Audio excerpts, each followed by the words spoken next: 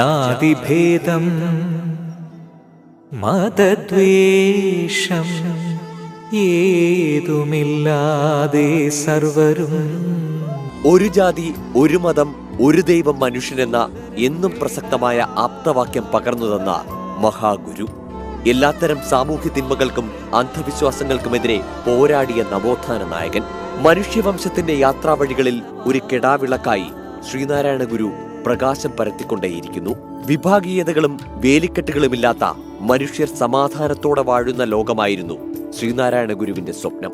എല്ലാത്തരം അടിച്ചമർത്തലുകളും ഇല്ലാതാക്കാനായിരുന്നു ഗുരു പോരാടിയത്. സമൂഹത്തിൽ അവഗണിക്കപ്പെട്ട വിഭാഗങ്ങളെ മുഖ്യധാരയിലേക്ക് എത്തിക്കണമെങ്കിൽ വിദ്യാഭ്യാസം കൂടിയേ തീരൂ എന്ന് മനസ്സിലാക്കിയ അദ്ദേഹം സംഘടിച്ച് ശക്തരാവുക, വിദ്യ കൊണ്ട് പ്രബുദ്ധരാവുക എന്ന് ആഹ്വാനം ചെയ്തു.